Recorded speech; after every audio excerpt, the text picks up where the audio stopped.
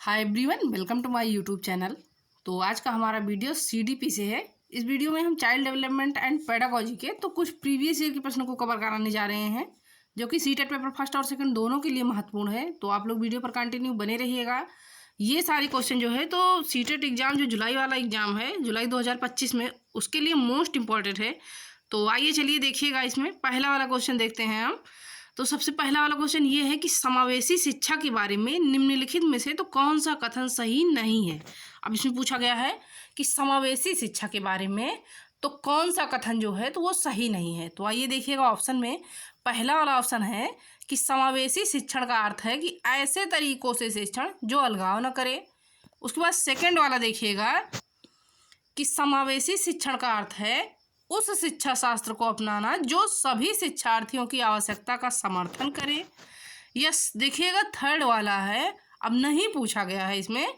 तो एक समावेशी कक्षा भाषा शैलियों में अंतर को समायोजित करती है और सहयोग को बढ़ावा देती है। या फिर देखिएगा ऑप्शन नंबर फोर्थ है कि एक समावेशी कक्षा निश्चित पाठचर्या और मानक मूल्यांकन पर ही केंद्रित होती है।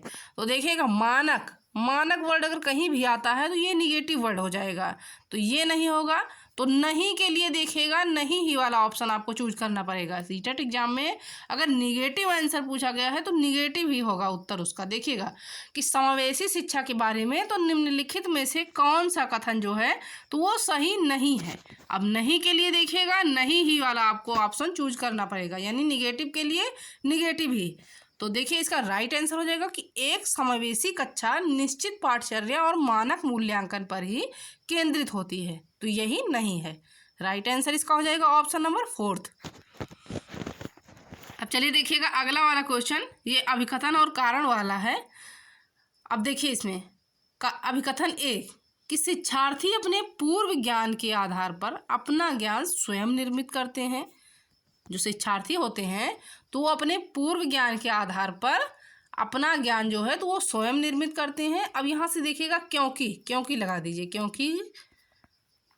क्योंकि कारण, क्योंकि पैटर्न ढूंढना और पिछले ज्ञान के साथ संबंध बनाना शिक्षार्थियों को सूचना को अर्थपूर्ण रूप से संसाधित करने में मदद करता है।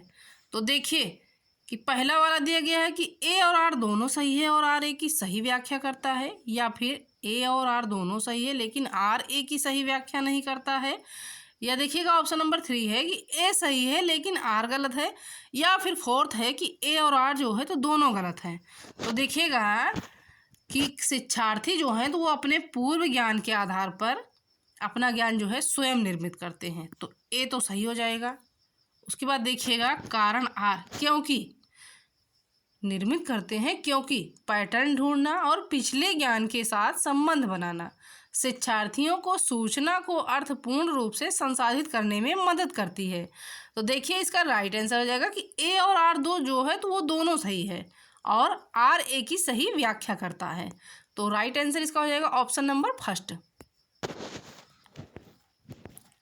अब आइए देखिएगा अगला वाला क्वेश्चन। एक विद्यालय में 3 शिक्षक हैं, 3 नहीं देखिएगा यहाँ पे 4 शिक्षक होना चाहिए। एक विद्यालय में जो है तो 4 शिक्षक हैं। वे सभी दावा करते हैं कि उनकी कक्षा में समावेशी शिक्षा की व्यवस्था है। देखिएगा एक विद्यालय में 4 शिक्षक हैं और सभी शिक्षक दावा करते हैं कि उनकी कक्षा में समावेशी शिक्षा की व्यवस्था है। अब शिक्षक एक क्या कह रहा है कि वह सभी छात्रों के लिए एक ही शिक्षण पद्धति का उपयोग करती हैं, यानी समावेशी शिक्षा की व्यवस्था है। तो शिक्षक पहला वाला शिक्षक क्या कह रहा है कि वो जो है सभी छात्रों के लिए एक ही शिक्षण पद्धति का प्रयोग करती है, यानी वो सभी छात्रों के बीच में अलग अलग शिक्षण पद्धति का प्रयोग नहीं करती है। वो एक ही शिक्षण पद्धति का प्रयोग सभी छात्रों के लिए करती है समावेशी कक्षा में। अब देखिए सेकंड वाला यानी दूसरा शिक्षक क्या कह रहा है कि वह कक्षा में विभिन्न विद्यार्थियों की आवश्यकताओं के अनुरूप शिक्षण रणनीतियों का उपयोग करती है। उसके बाद देखिएगा 3 वाला है, यानी शिक्षक जो तीसरा वाला शिक्षक है तो वह केवल अकादमिक रूप से मजबूत छात्रों पर ध्यान केंद्रित करती है। उसके बाद देखिएगा 4th वाला यानी चौथा शिक्षक क्या कह रहा है कि वह दिव्यांग छात्रों के लिए अतिरिक्त जिम्मेदारी से बचती है। अब कौन सा शिक्षक वास्तव में समावेशी शिक्षण की व्यवस्था में है? अब देखिएगा इन चारों में से तो किसने जो है तो समावेशी शिक्षण की व्यवस्था जो है तो सही तरीके से अपनाई है। तो आइए देखिए, शिक्षक 1 या फिर शिक्षक 2 ने या फिर शिक्षक 3 ने या फिर देखिएगा शिक्षक 4 ने। तो इसका राइट आंसर देखिएगा, तो इसका राइट आंसर हो जाएगा कि शिक्षक जो है 2 ने। वह कक्षा में विभिन्न विद्यार्थियों को आवश्यकताओं के अनुरूप शिक्षण नीतियों का उपयोग करती है। यानी समावेशी शिक्षा में तो शिक्षक 2 ने जो है सही तरीके से समावेशी शिक्षा की व्यवस्था अपनाई है। तो इसका राइट आंसर हो जाएगा ऑप्शन नंबर 2। अब आइए देखिएगा अगला वाला क्वेश्चन। नेक्स्ट नंबर क्वेश्चन ये है कि एक शिक्षक छात्रों में संज्ञानात्मक विकास को बढ़ावा देना चाहता है। एक शिक्षक जो है तो वो अपने छात्रों के बीच में संज्ञानात्मक विकास को बढ़ावा देना चाहता है। इसे प्राप्त करने के लिए उसे निम्नलिखित में से क्या करना चाहिए। तो देखिएगा पहला वाला ऑप्शन है कि सख्त कक्षा वातावरण प्रदान करना, या फिर रटने को प्रोत्साहित करना, या फिर समस्या समाधान और समालोचनात्मक चिंतन को बढ़ावा देना, या देखिएगा फोर्थ वाला है कि केवल परीक्षाओं पर ध्यान केंद्रित करना। तो देखिए ये तीनों ऑप्शन जो है सख्त कक्षा वातावरण, रटने को प्रोत्साहित तथा केवल परीक्षाओं पर ध्यान केंद्रित, तो ये सारे निगेटिव जो है, ये सारे जो है ऑप्शन जो है तो ये निगेटिव होंगे, तो ये तो होंगे नहीं। तो आइए देखिएगा कि एक शिक्षक छात्रों में संज्ञानात्मक विकास को बढ़ावा देना चाहता है। इसे प्राप्त करने के लिए उसे निम्नलिखित में से तो क्या करना चाहिए। तो देखिएगा संज्ञानात्मक विकास को बढ़ावा देने के लिए तो छात्रों को जो है छात्रों के प्रति उसे जो है तो समस्या समाधान और समालोचनात्मक चिंतन को बढ़ावा देना चाहिए। तो पॉजिटिव आंसर ये हो जाएगा, यानी ऑप्शन नंबर 3। तो 3 इज राइट आंसर। बाकी जो है तो ये सारे निगेटिव हो जाएंगे, क्योंकि आपको बच्चों के बीच में सख्त कक्षा का वातावरण नहीं प्रदान करना है, रटाना नहीं है, और केवल परीक्षाओं पर ध्यान नहीं केंद्रित करना है। तो ये सारे जो है ये तीनों ऑप्शन यानी पहला, दूसरा और चौथा जो है तो ये निगेटिव ऑप्शन है। पॉजिटिव जो है तो ये तीसरा वाला है। तो इसका राइट आंसर हो जाएगा ऑप्शन नंबर 3। अब देखिएगा नेक्स्ट वाला क्वेश्चन। मैं कक्षा 5 का शिक्षक अपने कक्षा के बच्चों के लिए अधिगम के रचनात्मक दृष्टिकोण का पालन करता हूँ। अब इस रणनीति का पालन करते समय मैं निम्नलिखित में से किन बिंदुओं को ध्यान में रखता हूँ। एक शिक्षक जो है तो वो कक्षा 5 का है, कक्षा 5 का एक शिक्षक है, वो अपने कक्षा के बच्चों के लिए अधिगम के रचनात्मक दृष्टिकोण का पालन करता है। इस रणनीति का पालन करते समय मैं निम्नलिखित में से तो किन बिंदुओं को ध्यान में रखता हूँ। तो आइए देखिएगा पहला वाला ऑप्शन है कि अधिगम शिक्षक के सीधे अनुदेशन के माध्यम से होता है, या फिर अगला देखिएगा यानी बी वाला है कि छात्र अपने अनुभवों और अंतःक्रियाओं के माध्यम से ज्ञान का निर्माण करते हैं, या देखिएगा सी वाला है कि याद रखना ज्ञान को बनाए रखने का प्राथमिक तरीका है। उसके बाद देखिएगा कि बुद्धिमत्ता स्थिर होती है और इसे आगे विकसित नहीं किया जा सकता। तो देखिए इसका पहला वाला है कि केवल ए सही होगा, या सेकंड है कि केवल ए डी सही होगा, उसके बाद थर्ड है केवल बी सही होगा, या फिर केवल सी सही होगा। तो देखिए इसका राइट आंसर हो जाएगा कि केवल जो है बी वाला जो है तो वो सही होगा, यानी छात्र जो है तो अपने अनुभव और अंतःक्रियाओं के माध्यम से ज्ञान का निर्माण करते हैं। तो B is right answer, B जो है तो वो सही हो जाएगा। अब देखिएगा अगला वाला क्वेश्चन। तो नेक्स्ट नंबर क्वेश्चन ये है कि मेरी कक्षा के आधे छात्र मध्यावधि परीक्षा में गणित विषय में फेल हो गए। एक शिक्षक जो है तो वो कह रहा है कि मेरी कक्षा के आधे छात्र जो हैं तो वो मध्यावधि यानी अर्धवार्षिक परीक्षा में तो गणित विषय में फेल हो गए। अब उनके कक्षा शिक्षक होने के नाते मुझे अपने कक्षा के छात्रों को अभिप्रेरित करने के लिए कौन सी रणनीति अपनानी चाहिए। तो देखिएगा कि एक शिक्षक क्या कह रहा है कि अर्धवार्षिक परीक्षा में तो उसके कुछ छात्र यानी आधे छात्र जो हैं तो वो गणित विषय में फेल हो गए। अब उनके कक्षा शिक्षक होने के नाते तो उसे जो है अपने कक्षा के छात्रों को अभिप्रेरित यानी प्रेरित करने के लिए तो कौन सी रणनीति अपनानी चाहिए। तो आइए देखिएगा, पहले वाला ऑप्शन दिया गया है कि अक्सर पुरस्कार और दंड का उपयोग करना चाहिए। उसके बाद बी है कि छात्रों को अपने स्वयं के अधिगम के लिए लक्ष्य निर्धारित करने के लिए प्रोत्साहित करना चाहिए। उसके बाद देखिएगा सी है कि असफलता को रोकने के लिए अत्यधिक चुनौतीपूर्ण कार्यों से बचना चाहिए। या फिर डी है कि उनके मन को शांत करने के लिए समूह में कार्य वाली गतिविधियों को बढ़ाना चाहिए। तो देखिएगा ऑप्शन नंबर फर्स्ट में दिया गया है कि ए बी सही, सी सही होगा, या फिर बी सी सही होगा, या देखिएगा बी ए सही होगा, या फिर बी डी सही होगा। तो आइए देखिएगा कि एक शिक्षक होने के नाते उसे छात्रों को जो है तो छात्रों के बीच कैसी रणनीति अपनानी चाहिए। तो पहला वाला है कि अक्सर पुरस्कार और दंड का उपयोग करना चाहिए, और बी है कि छात्रों को अपने स्वयं के अधिगम के लक्ष्य निर्धारित करने के लिए प्रोत्साहित करना चाहिए। अब देखिएगा सी दिया गया है कि असफलता को रोकने के लिए अत्यधिक चुनौतीपूर्ण कार्यों से बचना चाहिए, तो ये तो होगा नहीं। उसके बाद देखिएगा डी है कि उनके मन को शांत करने के लिए समूह में कार्य वाली गतिविधियों को बढ़ाना चाहिए, तो ये भी नहीं होगा। तो आइए देखिएगा इसका राइट आंसर हो जाएगा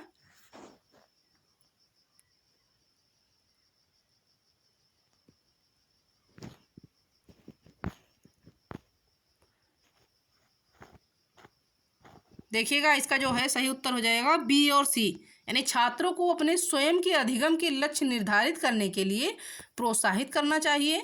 और अगला है कि असफलता को रोकने के लिए अत्यधिक चुनौतीपूर्ण कार्यों से बचना चाहिए। तो इसका सही उत्तर हो जाएगा बी और सी। बी और सी जो है तो इसका राइट आंसर हो जाएगा। अब आइए देखिएगा अगला वाला क्वेश्चन कि रवि एक शिक्षक है जो अक्सर प्रश्नोत्तरी यानी क्विज आयोजित करते हैं। रवि जो हैं तो एक टीचर हैं जो अक्सर अपनी क्लास में प्रश्नोत्तरी यानी क्विज आयोजित करते हैं और छात्रों को अपने काम का आत्म आकलन करने के लिए प्रोत्साहित करते हैं और उनकी अधिगम की प्रक्रिया को निर्देशित करने के लिए रचनात्मक पृष्ठभूमि जो है तो प्रदान करते हैं। अब वह अपनी शिक्षण रणनीतियों को संशोधित करने के लिए इन आकलनों का उपयोग करता है। अब रवि जो है तो मुख्य रूप से किस प्रकार के आकलन का उपयोग कर रहा है। तो देखिए पहला वाला है कि अधिगम का आकलन, सेकंड है कि अधिगम के लिए आकलन, उसके बाद थर्ड वाला ऑप्शन दिया गया है कि अधिगम के रूप में आकलन, या फिर ऑप्शन नंबर फोर्थ है कि संकलनात्मक आकलन। तो देखिएगा कि रवि एक शिक्षक है जो अक्सर क्या कर रहा है कि छात्रों के मध्य जो है तो वो प्रश्नोत्तरी यानी क्विज का आयोजन कर रहा है। अब छात्रों को अपने काम का आत्म आकलन करने के लिए वो प्रोत्साहित करते हैं और उनकी अधिगम की प्रक्रिया को निर्देशित करने के लिए रचनात्मक पृष्ठभूमि जो है तो वो प्रदान करते हैं। अब वह अपनी शिक्षण रणनीतियों को संशोधित करने के लिए तो इन आकलनों का उपयोग करता है। अब इसमें पूछा गया है कि रवि जो है तो वो मुख्य रूप से किस प्रकार के आकलन का उपयोग कर रहा है। तो देखिए इसका राइट आंसर हो जाएगा कि रवि जो है तो वो मुख्य रूप से अधिगम के लिए आकलन का उपयोग कर रहा है। सही उत्तर इसका हो जाएगा सेकंड वाला। तो सेकंड वाला ऑप्शन जो है तो इसका राइट आंसर हो जाएगा। अब देखिएगा अगला वाला क्वेश्चन कि एक शिक्षक ने देखा कि एक छात्र कक्षा के दौरान गणितीय अवधारणा को समझने में असमर्थ है। अब वह एक त्वरित मौखिक मूल्यांकन करती है, अतिरिक्त उदाहरण प्रदान करती है और छात्र की ज़रूरतों को पूरा करने के लिए अपनी शिक्षण रणनीति को समायोजित करती है। अब शिक्षक किस प्रकार के मूल्यांकन का उपयोग कर रहा है। तो देखिएगा कि एक शिक्षक ने क्या देखा कि एक छात्र कक्षा के दौरान गणितीय अवधारणा को समझने में असमर्थ है। अब वह एक त्वरित मौखिक मूल्यांकन करता है। देखिएगा करती की जगह करता हो जाएगा। देखिए वह एक त्वरित मौखिक मूल्यांकन करता है तथा अतिरिक्त उदाहरण प्रदान करता है और छात्र की ज़रूरतों को पूरा करने के लिए अपनी शिक्षण रणनीति को समायोजित करता है। अब शिक्षक किस प्रकार के मूल्यांकन का उपयोग इसमें पूछा गया है कि कर रहा है। तो आइए देखिएगा पहला वाला ऑप्शन है कि संकलनात्मक आकलन या अधिगम के लिए आकलन, या फिर निदानात्मक आकलन, या फिर अधिगम का आकलन। तो देखिएगा कि वह शिक्षक जो है तो वो निदानात्मक आकलन का उपयोग कर रहा है, यानी निदान कर रहा है। बच्चे के जो है तो बच्चे को जो समझ में नहीं आ रहा है तो उसका निदानात्मक आकलन कर रहा है। तो इसका राइट आंसर हो जाएगा ऑप्शन नंबर 3। अब देखिएगा अगला वाला क्वेश्चन है। तो नेक्स्ट नंबर क्वेश्चन ये है कि एक शिक्षक छात्रों को उनके प्रदर्शन के आधार पर ग्रेड देने के लिए अंतिम अवधि यानी टर्म एंड की परीक्षा का उपयोग करता है। अब वह कोई प्रश्नपुटि नहीं देती है या अपने शिक्षण रणनीतियों को बेहतर बनाने के लिए परिणामों का उपयोग नहीं करती है। यह किस प्रकार के मूल्यांकन का प्रतिनिधित्व करता है? देखिएगा, एक शिक्षक जो है तो छात्रों को उनके प्रदर्शन के आधार पर ग्रेड देने के लिए अंतिम अवधि की परीक्षा का उपयोग करता है। वह कोई प्रस्तुति नहीं देती है या अपने शिक्षण रणनीतियों को बेहतर बनाने के लिए परिणामों का उपयोग नहीं करती है। अब यह जो है तो किस प्रकार के मूल्यांकन का प्रतिनिधित्व करता है?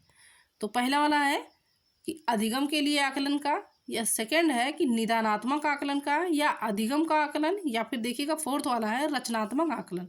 तो देखिएगा वह शिक्षक जो है तो वो अधिगम का आकलन का प्रतिनिधित्व करती है, यानी इसका राइट आंसर हो जाएगा ऑप्शन नंबर 3।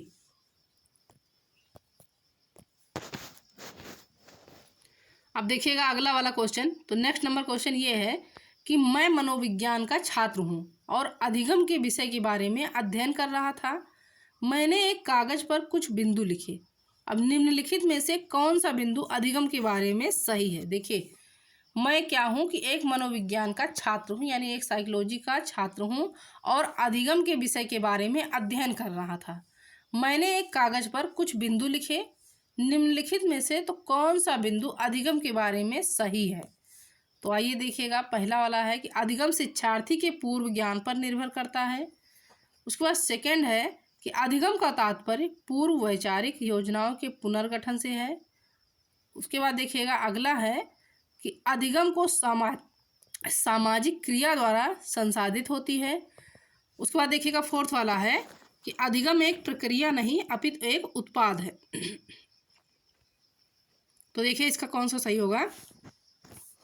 तो पहला है कि केवल 1 और 2, या फिर 2, 3, 4, या फिर देखिएगा अगला है कि 3, 4 या 1, या फिर 1, 2, 3। तो देखिए कि छात्र जो है, एक छात्र क्या है, वो मनोविज्ञान का छात्र है। क्या कह रहा है कि क्वेश्चन में क्या पूछा जा रहा है कि मैं एक मनोविज्ञान का छात्र हूँ और अधिगम के विषय के बारे में अध्ययन कर रहा था। मैंने एक कागज पर कुछ बिंदु लिखे। अब निम्नलिखित में से कौन सा बिंदु अधिगम के बारे में सही है? तो देखिएगा पहला वाला है अधिगम शिक्षार्थी के पूर्व ज्ञान पर निर्भर करता है, तो ये तो सही हो जाएगा। उसके बाद अगला है कि अधिगम का तात्पर्य पूर्व वैचारिक योजनाओं के पुनर्गठन से है, तो ये भी सही होगा। अगला है कि अधिगम को सामाजिक क्रिया द्वारा संसाधित होती है, तो ये भी सही हो जाएगा। तो देखिएगा इसका, देखिए फोर्थ वाला नहीं होगा कि अधिगम एक प्रक्रिया नहीं अपितु एक उत्पाद है, तो ये तो नहीं होगा। तो देखिए इसका राइट आंसर हो जाएगा कि 1, 2 और 3। तो 1, 2 और 3 जो है तो ये ऑप्शन नंबर 4 में है, तो फोर्थ वाला ऑप्शन जो है तो सही उत्तर हो जाएगा। तो सही उत्तर इसका हो जाएगा ऑप्शन नंबर 4। अब देखिएगा अगला वाला क्वेश्चन कि वंचित वर्गों से आने वाले छात्रों के समावेशन के लिए, तो देखिएगा कि वंचित वर्गों से आने वाले छात्रों के लिए समावेशन के लिए क्या करना चाहिए? तो पहले वाले ऑप्शन में दिया गया है कि विविध परंपराओं के प्रति जागरूकता और संवेदनशीलता को बढ़ावा देना चाहिए, या सेकंड है कि पहचान आधारित रूढ़ियों को प्रमाणित करना और प्रोत्साहित करना। थर्ड वाला दिया गया है कि सामाजिक संबद्धता के आधार पर कक्षा में अलगाव करना, या फोर्थ है कि कक्षा में छात्रों का समान क्षमता वाले समूह में विभाजित करना। तो देखिएगा कि वंचित वर्गों से आने वाले छात्रों के समावेशन के लिए, तो वंचित वर्ग से आने वाले छात्रों के समावेशन के लिए विविध परंपराओं के प्रति जागरूकता और संवेदनशीलता को बढ़ावा देना चाहिए। सही उत्तर इसका हो जाएगा ऑप्शन नंबर 1।